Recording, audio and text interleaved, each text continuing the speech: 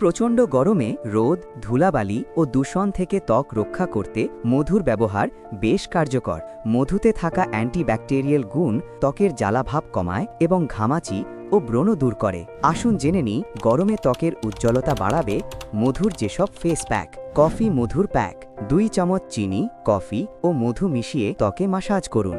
15 minute পর ধুয়ে moisturiser লাগান। এটি রক্ত সঞ্চালন বাড়িয়ে ত্বক উজ্জ্বল করে।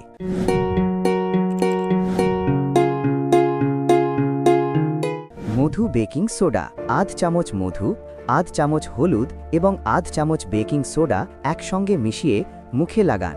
10-15 মিনিট রেখে হালকা হাতে আঙুল ঘুরিয়ে ঘুরিয়ে ত্বকের মৃত কোষ তোলার চেষ্টা করুন। পরে হালকা গরম পানি দিয়ে মুখ ধুয়ে ফেলুন।